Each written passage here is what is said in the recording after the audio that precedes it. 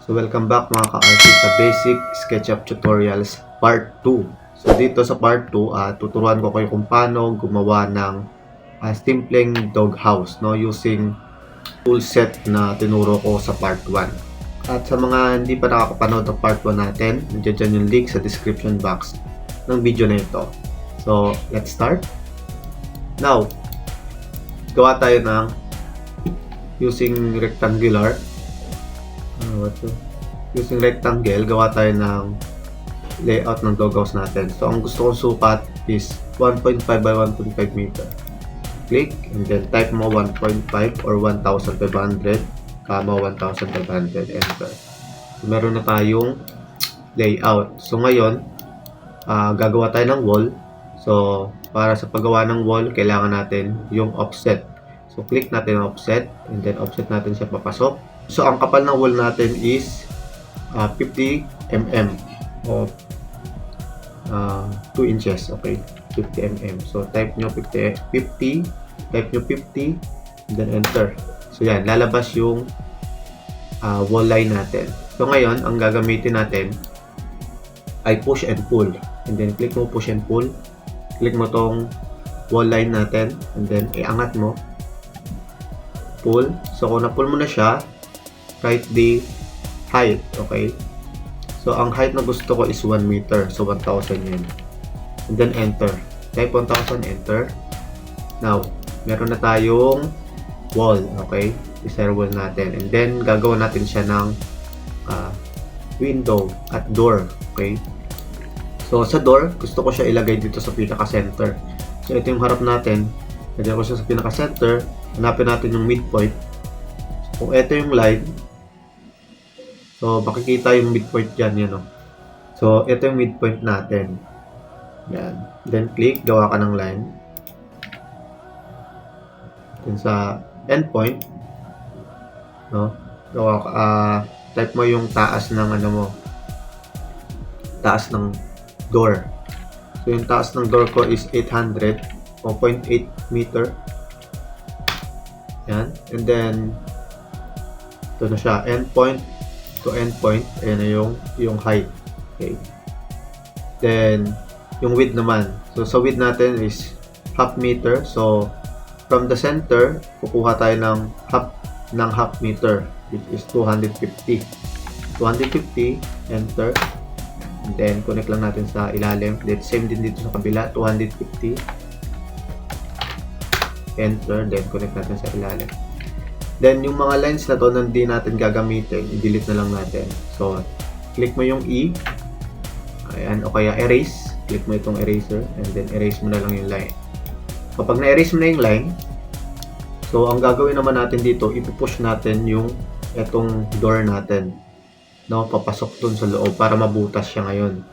So, ang gamitin natin push and pull. Click mo tong door mo. Pag na ganyan na yan, halimbawa ito, kapag ka nagkaroon siya ng dot na yan na parang highlight, ibig sabihin yun yung ipupush at yun yung ipupush at ipupull ng tool set na ito o ng tools na to. So, click natin.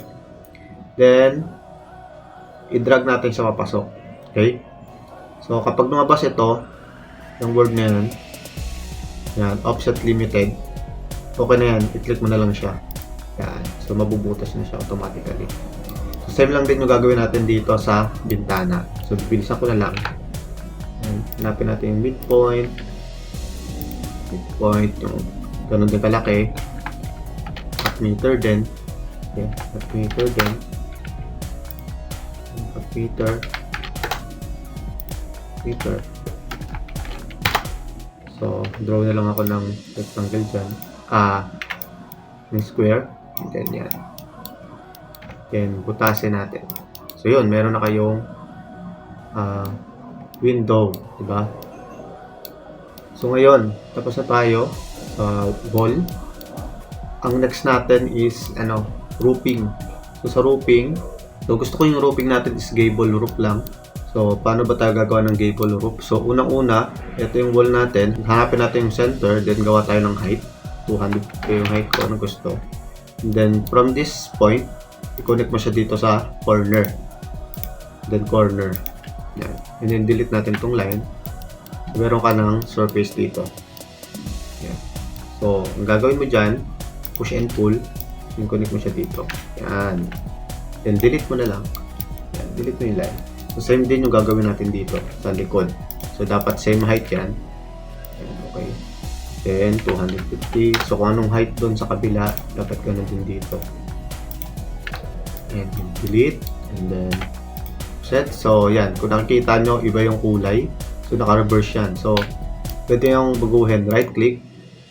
Then, reverse spaces. Yan. Ganyan. Then, push and pull. Okay. So, meron na kayong wall. Ito na yung wall nyo. So, laging tatandaan kapag gumagawa kayo ng model, okay, dapat per group. So, etong model na to, i-group natin siya. Okay. Para i-group natin siya, pwede nyo siyang i-highlight na ganyan. Or, triple click. Okay. Highlight, or triple click. And then, right click, make group. Okay. So, yun. Naka-group na siya. So, dapat naka-group palagi Yung wall nyo naka-group, yung roofing nyo dapat naka-group, yung mga windows nyo dapat naka-group din. So, ngayon, ang gagawin natin is roofing. So, gawa tayo ilang line dito. I-trace natin itong roof. Trace tayo. Then, trace natin ito sa kabila. Yan. So, dahil magkahiwala yung roof natin at saka wall, i-group natin itong grouping. Yan. Triple click. Then, group. Make a group. Then, paano mo siya may edit kung naka-group? So, double click mo lang para makapasok ka sa group. And then, yung kapal naman ng bubong. So, gagamit tayo dito ng 2x2 na kahoy. So, ang kapal niya, syempre, 50 mm. So, push and pull natin, 50 mm. And dito, 50 mm din. Yan. So, meron siyang sa gitna. So, draw lang tayo ng line. Just draw ng line para mag-connect siya. Yan. Tapos, push natin to. Pwede nyo naman lang,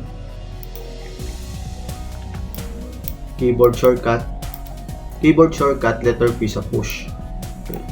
So, delete nyo lang. Okay. So, meron na tayong bubong. So, nakikita nyo yan, yung bubong na yan, hindi dapat pantay sa wall. Okay. So, dapat meron yan laylay. So, ang laylay, lagyan natin siya ng laylay. Okay. So, ang gusto kong laylay is 200 mm. So, i-push natin uli. Click mo, then type mo 200. Yon. Sa lahat ng sides, 200. Then, same here, 200. Yan. So, yun. So, makikita natin, mukha na siyang doghouse. Okay. Mukha na nga siyang doghouse, pero hindi pa siya masyadong detail. So, gusto ko siyang maging detalyado. So, ngayon, sa point na to, gusto ko lang pagganahin nyo yung creativity nyo sa paggawa ng isang model. Okay? So, mas detail siya, mas maganda. Pero for now kasi, since tutorial, okay na to. Mga ganito, okay na siya. Pero, pakita ko na lang din sa inyo kung paano gumawa ng detail, okay? So, sundan nyo na lang yung gagawin ko para hindi tayo matagalan. So, lalagyan ko lang siya ng mga accent dyan para mas maging detalyado siya, okay? So, okay na siya. Kaso, yung door niya, parang nasisimplan ako sa door. So, gawin natin may art, konting art lang, okay? So, pasok tayo sa group. Click natin tong arc. Then, click mo yung both end point. And then, push and pull. Yun, okay? So, mukha na siyang doghouse. So, mas maganda, since tutorial to, mas okay na yung ganito. So, para may idea na kayo kung paano. Pero, for me kasi, siya, masyado siyang bare, masyado siyang simple. So, lagyan natin siya ng konting detail. So, sundan nyo na lang yung gagawin ko. Kung ano yung mga tools na ginagamit ko sa paggawa ng mga details. Okay? Para mas mabilis tayo. Okay? So, now, pasok tayo sa group. Okay, so tayo. Offset din tayo dito 50. Offset din tayo dito 50. Tayo dito 50.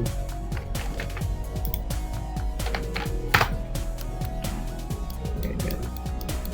Then 10. Meron ito 10.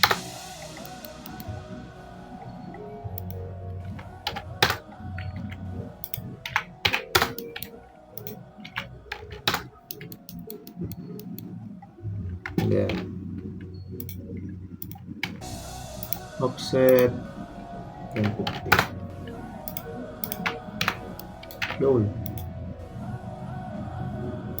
Yan. Meron na. So yan, detail na siya, 'di ba? So dito gusto ko siyang gawa ng kainan ng aso. So gawa natin. Gawa tayo dito ng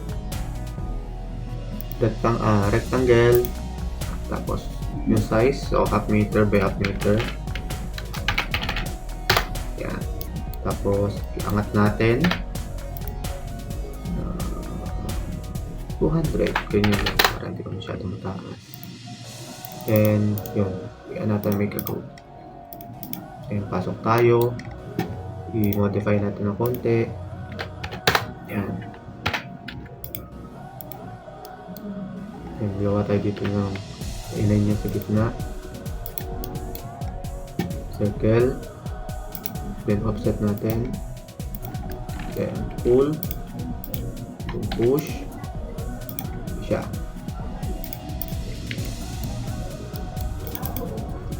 Okay. Offset. Offset. Pull natin to. Pull natin to. Meron siyang kainan dito sa labas. Okay? So, may kulang pa dito sa doghouse. Lagyan natin siya ng paa. No, para pag bumaha,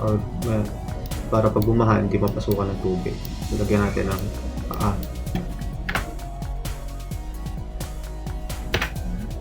Ang taas ng paa, 100 lang.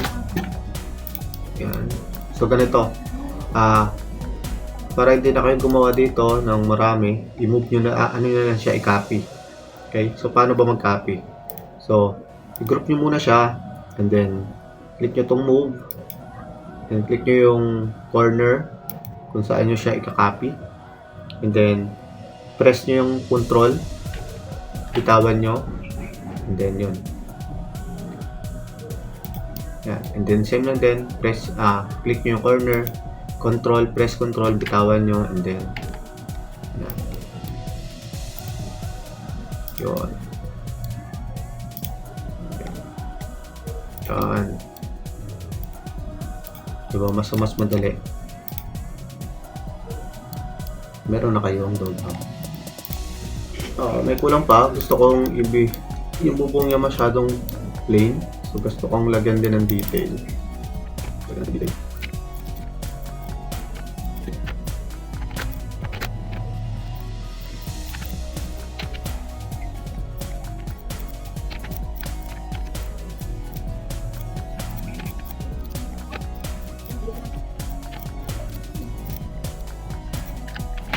So, yun lamang guys. At sana may natutunan kayo sa tutorial natin na to. And then sa part 3 ng video na ito, ituturo ko kung paano naman mag-apply ng materials, no, sa model na ginawa natin na doghouse. Okay? And then kita-kits tayo sa part 3 ng video natin. Maraming salamat mga Karki. Goodbye.